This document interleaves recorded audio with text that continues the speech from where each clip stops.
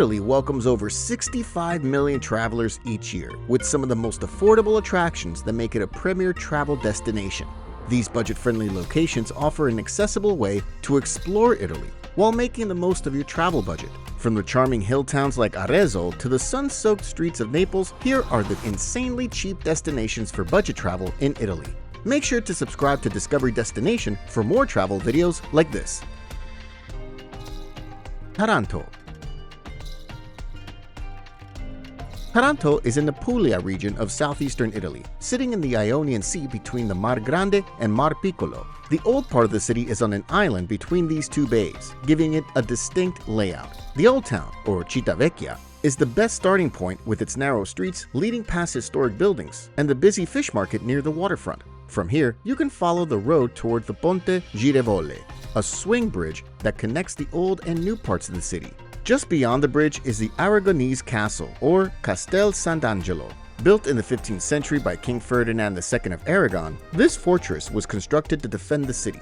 A guided tour takes you through its courtyards, towers, and underground chambers. A short walk away, the National Archaeological Museum of Taranto, or MARTA, holds one of the most important collections in southern Italy. The museum displays various artifacts, with the Ori di Taranto gold jewelry collection standing out for its detail and craftsmanship.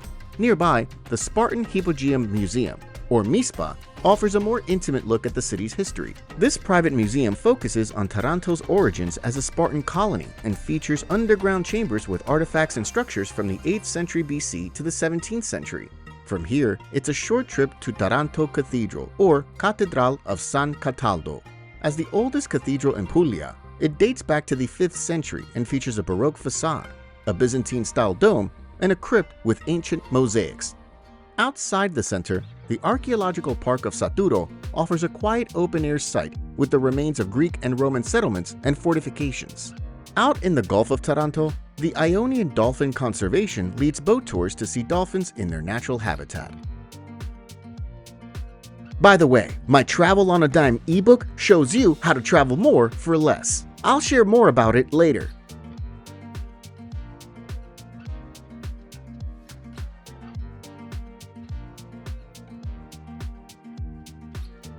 Reggio Calabria. Reggio Calabria sits at the southern tip of mainland Italy. The city stretches along the water with the Aspromonte Mountains rising behind it, creating a setting where the sea and hills meet in one place.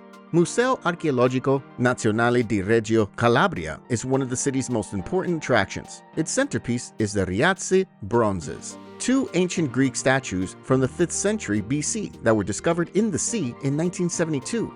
From the museum, it's a short walk to the Lungomare Falcomata, a palm-lined promenade along the waterfront. The walkway offers uninterrupted views across the strait to Sicily and is lined with cafes and restaurants, where you can take a break and enjoy the sea air. Running parallel to the Lungomare is Corso Garibaldi, the city's main pedestrian street, with shops and historic buildings lining the road. The Museo Nazionale del Bergamotto is not too far from here, focusing on the bergamot orange, a citrus fruit grown in the region. Near the eastern end of the city center stands the Castello Aragonese, a medieval fortress that has been part of Reggio Calabria for centuries. Inside, you can explore restored sections of the structure, and climbing the tower provides views over the city. Not far away, the Basilica Cattedrale di Maria Santissima Assunta in Cielo stands as the largest church in Calabria. Rebuilt in the neo-Romanesque style after the earthquake of 1908, it features a spacious interior with high arches and detailed stonework. In the mountains above the city, Rogu di Vecchio is an abandoned town that offers a glimpse into the past. Its empty buildings and narrow streets are set against rugged terrain, creating a striking and quiet setting. Along the coast, Chianalea di Scilla is a small fishing village known for its houses built right along the water. Narrow alleys connect the homes, and the shoreline is dotted with restaurants serving freshly caught seafood.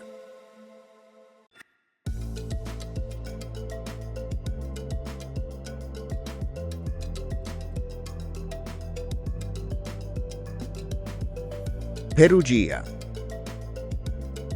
Perugia, the capital of Umbria in central Italy, stands on a hilltop overlooking the valleys of the Tiber River. It has a historic center filled with landmarks, ancient structures, and streets that are best explored on foot. The city's main square, Piazza da 4 Novembre, is a natural starting point. At its center is the Fontana Maggiore, a medieval fountain decorated with detailed carvings that tell stories from Perugia's past. Next to the square, the Palazzo dei Priori draws attention with its Gothic design. Inside, the Galleria Nazionale dell'Umbria displays paintings and sculptures from the Middle Ages to the Renaissance. From here, it's only a short walk to the Perugia Cathedral, or Cattedrale di San Lorenzo. Its unfinished stone facade and unusual orientation set it apart from other churches. Inside, it holds the relic known as the Virgin's wedding ring and a museum with paintings and manuscripts. Continuing from the cathedral area, you can reach Rocca Paolina, a 16th century fortress built by the papacy. Beneath it lies a preserved network of underground streets and medieval houses. Leaving the fortress, Corso Pietro Banucci stretches through the center as the main pedestrian street with its shops and historic buildings that make it a pleasant route to explore. Following the street brings you toward the Etruscan Arch, also known as the Arco di Augusto. This gateway, one of the best preserved from the Etruscan period, connects to ancient city walls that have stood for over 2,000 years. From the arch, you can continue to the medieval aqueduct. Once used to carry water into Perugia, it now serves as a raised walkway with views of the surrounding area. Not far from this path is the Etruscan Well and Piazza Danti. Over 2,300 years old and 121 feet deep, it's a remarkable example of early engineering. Continuing through the quieter streets leads to the Church of San Bevignate. Built in the 13th century, it's recognized for its simple and unadorned interior. From there, you can make your way to the Schidi Tower, the only surviving medieval defensive tower in Perugia. Climbing its 288 steps offers panoramic views across the city and the surrounding hills. Via della Viola provides a change in atmosphere with its colorful murals and small shops.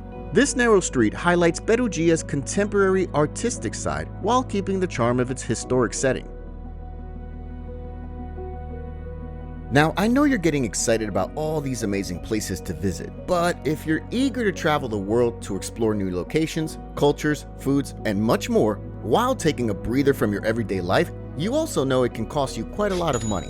With the Travel on a Dime ebook, you have the opportunity to make the most out of any place you visit without overspending on your travel budget.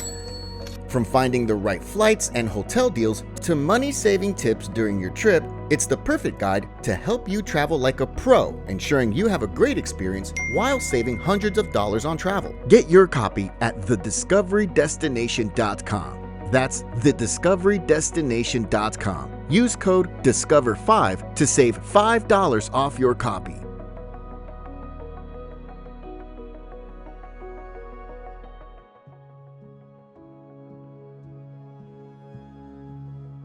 Arezzo. Arezzo is located in the Tuscany region of Italy, standing on a steep hill. You can begin exploring in the lower part of the city along Corso Italia, the main pedestrian street. Shops and restaurants line the route, making it an easy place to start. Walking along this street, you'll pass the Church of Santa Maria della Pieve, known for its three-portal facade and the distinctive Tower of 100 Holes. From here, the street leads to Piazza Grande, the city's most recognizable square. Its sloping design and surrounding buildings reflect different architectural periods, with the Palazzo del Logge by Giorgio Vasari being one of the most notable. The square hosts the Antiques Fair on the first weekend of each month, and the Giostra del Saracino jousting tournament twice a year. A short walk away, the Basilica di San Francesco holds one of the most celebrated works of the early Renaissance, Piero della Francesco's fresco cycle, The Legend of the True Cross. Continuing uphill, you'll reach the Museo di Casa Vasari. This former home of Giorgio Vasari is decorated with his own frescoes and designs, offering insight into his work as an artist and architect. Nearby, the Basilica San Domenico provides a quieter stop. Its simple Gothic interior is centered around Cimabue's painted crucifix from the 13th century, a major piece of medieval art. At the top of the hill, the Arezzo Cathedral stands with its Gothic architecture. Inside, you can see a marble relief by Donatello on the baptismal font and Piero della Francesco's fresco of Saint Mary Magdalene. Close to the cathedral, the Medici fortress offers open walking paths and wide views of the surrounding area. Built in the 16th century, its grounds are now a public park, providing space to walk and enjoy the scenery.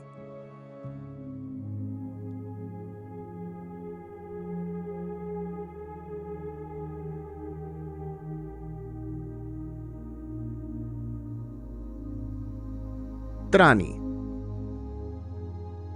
Trani is a seaport town in southern Italy's Apulia region. Its pale limestone, known as Trani stone, shapes much of the city's architecture, giving the streets and waterfront a distinct and uniform look.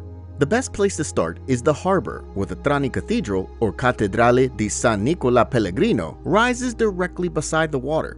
Built in the Apulian Romanesque style, its tall bell tower stands out against the sea. Right next to the cathedral, the Swabian castle stretches along the shoreline.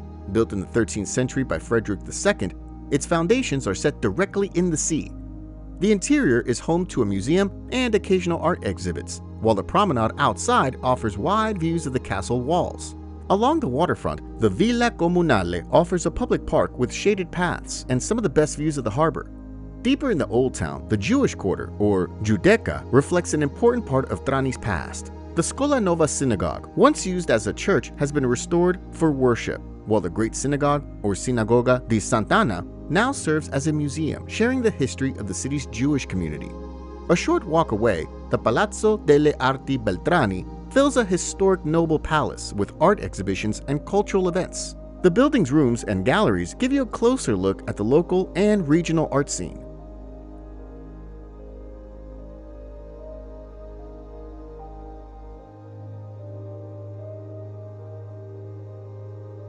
Cagliari.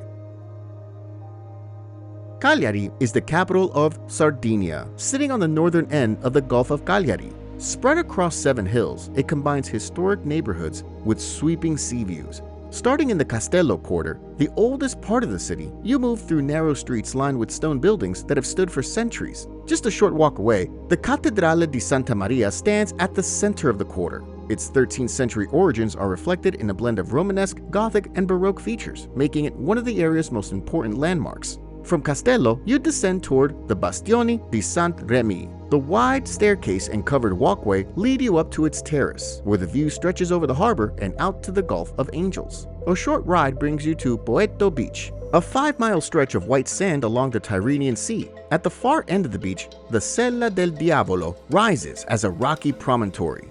Between the city and the beach, the Molentargius Saline Regional Park offers a different kind of scenery. Walking and cycling paths pass through salt pans and wetlands where pink flamingos gather in large numbers.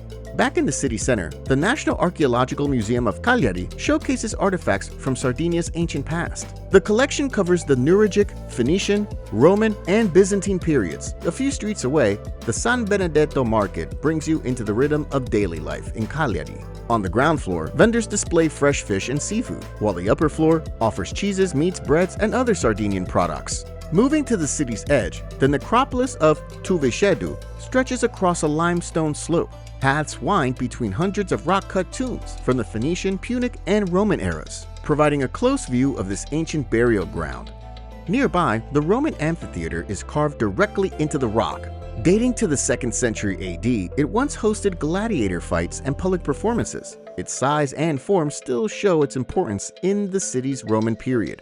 Within walking distance, the Orto Botanico offers a quieter setting. Opened in 1866, its grounds hold Mediterranean plants, succulents, tropical species, and a palm garden, as well as Roman cisterns and a small cave. Farther along the coast, Fortino di Sant'Ignazio sits atop Colle Sant'Elia. Though never completed, its position offers wide views of the city and sea.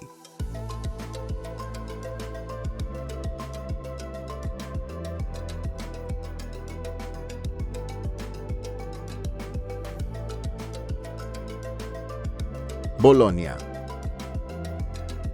Bologna is the capital of the Emilia-Romagna region in northern Italy. Its location has connected northern and southern Italy for centuries, and the city's miles of covered sidewalks, known as porticos, have become one of its defining features. The heart of the city is Piazza Maggiore, a broad square framed by medieval and Renaissance buildings. It's a perfect place to pause, surrounded by landmarks that reflect centuries of history. The Basilica di San Petronio dominates the square with its striking half-finished facade, marble below and brick above. Inside, the world's longest sundial stretches across the floor, and the Gothic details draw your eyes upward. Just off the square, the Palazzo del Podesta holds the Whispering Corners, where sound travels in an unexpected way between the arches. From here, the city skyline leads your attention to the Asinelli and Garisenda towers. Both date back to the Middle Ages and lean noticeably, though only the taller Asinelli is open to the public. A short walk away, the Archiginnasio Palace offers a look into Bologna's academic past. Once the main seat of the University of Bologna, it contains the Anatomical Theater, a 17th century wooden hall where medical students once studied anatomy. If you follow the covered walkways out of the center, they lead all the way to the sanctuary of the Madonna di San Luca. Standing high on a hill, the basilica is reached by the world's longest portico. Not every site in Bologna is large and monumental. Tucked away on Via Piella, the Finestrella is a small window that frames a view of one of the city's last open canals. Here, the Reno Canal flows quietly between old brick buildings, offering a rare glimpse of Bologna's past waterways.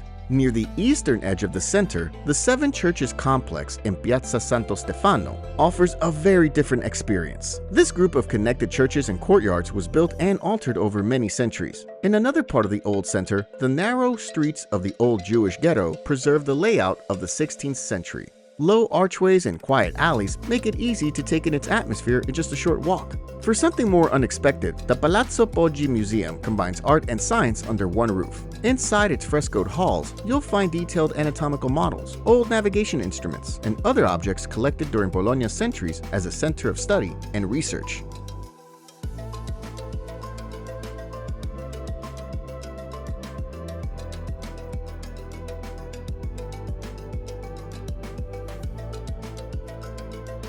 Naples. Naples stretches along the Bay of Naples, framed by Mount Vesuvius to the east and the ancient volcanic fields of Campi Flegrei to the northwest. The city's layers of history are easy to see as you move from attraction to attraction. In the center, the Naples National Archaeological Museum holds treasures uncovered from Pompeii and Herculaneum. Detailed mosaics, colorful frescoes, and the massive Farnese Hercules statue fill its galleries, while the secret cabinet displays rare pieces that give a direct view into Roman life. Beneath your feet, Naples underground reveals a maze of tunnels, aqueducts, and chambers first built by the Greeks and later expanded by the Romans. Passing through narrow passageways and into a Roman theater, you'll see the traces of the city's ancient engineering. Back above ground, Mount Vesuvius rises against the skyline. Hiking to its crater brings wide views over the bay, with steam sometimes drifting from the earth. Its eruption in 79 AD shaped much of what surrounds it, preserving the cities of Pompeii and Herculaneum under volcanic material. Pompeii's open streets, amphitheater, and stone buildings spread across a large area, while Herculaneum feels closer in scale, with upper floors and wooden details still visible. Returning to the city, the San Severo Chapel Museum offers an intimate experience. The veiled Christ sculpture by Giuseppe San Martino is carved so finely that the marble appears almost sheer. A short walk leads into Spaccanapoli, the narrow street cutting through the historic center where churches and artisan shops line the way. On Via San Gregorio Armeno, workshops display handmade nativity figurines crafted year-round.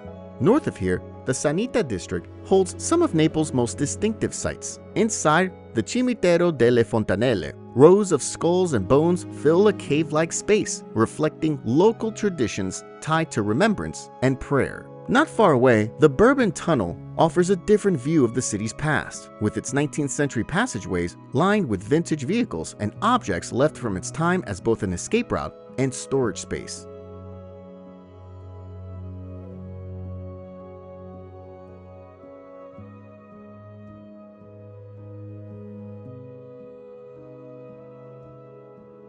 Palermo. Palermo, the capital of Sicily, rests along the Gulf of Palermo and the Tyrrhenian Sea. The historic center is a good place to begin, and Palermo Cathedral quickly captures your attention. Its exterior brings together Norman, Arab, Roman, and Byzantine elements in a way that reflects the city's changing rulers. Inside, the royal tombs and treasury hold artifacts from its long past. From the cathedral, it's a short walk to the Norman Palace, once the seat of kings, and today, one of the city's most important landmarks. While the palace itself is worth exploring, the Palatine Chapel inside is the highlight. Golden Byzantine mosaics cover its walls and ceilings, forming vivid scenes from the Bible that have remained for centuries. Continuing through the center, Teatro Massimo stands as a symbol of Palermo's dedication to the arts.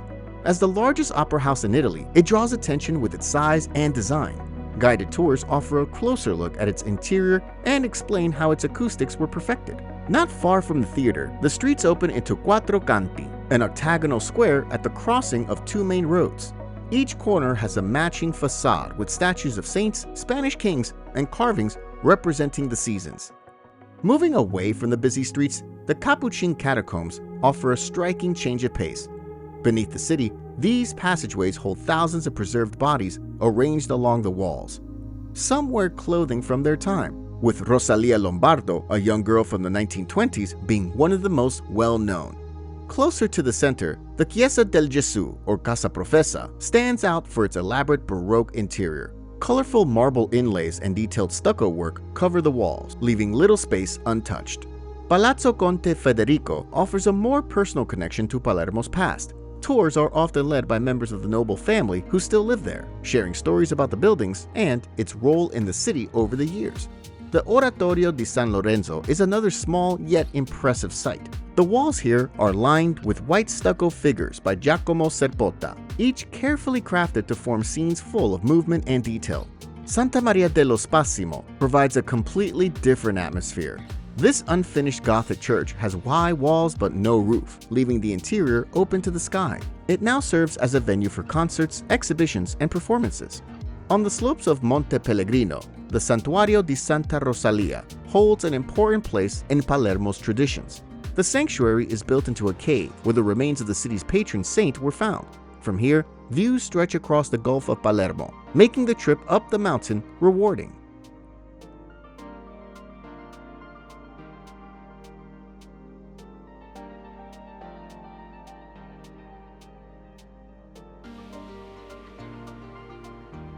Lecce. Lecce, in the southeastern Italian region of Puglia, sits on the Salento Peninsula, forming the heel of Italy's boot. Known for its golden limestone Baroque architecture, it has earned the name Florence of the South and offers a rich collection of landmarks and historic streets to explore. The historic center, or Centro Storico, is the starting point for most walks through the city. Its narrow cobblestone streets connect small piazzas and are lined with ornate facades, carved balconies, and centuries-old doorways.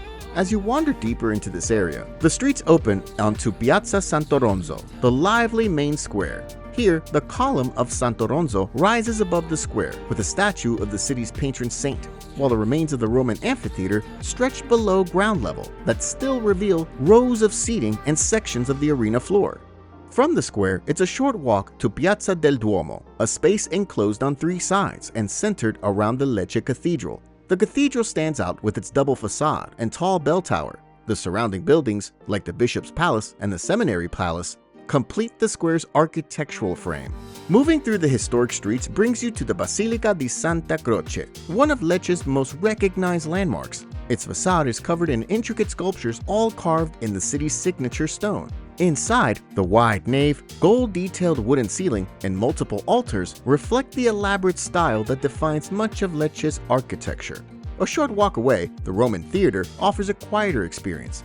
Set back from the main streets, the small performance space retains its curved seating area and stage, giving a clear sense of its original layout. Throughout the Old Town, Cartapesta workshops keep Lecce's papier-mâché tradition alive. Artisans craft religious figures, decorative masks, and other pieces by hand, a practice that has been part of the city for over 2 centuries. One of the more unexpected places to explore in Lecce is Museo Faggiano. What began as a routine home repair led to the discovery of archaeological layers stretching back more than 2,000 years. Walking through the site takes you past ancient wells, cisterns, tombs, and wall paintings, all preserved beneath what was once a private residence. To see a different side of Lecce's history, Torre del Parco offers a change from the Baroque and Roman influences found elsewhere in the city. This 15th century fortress, later used as a convent, still has its defensive tower and stone walls. While part of the building now serves as a hotel, the accessible areas retain their historic character, adding another layer to the city's story. If you're looking for any tips to enhance your own personal travel and help you manage your travel budget more effectively, click the link in the description. And remember to like and subscribe to help our channel grow.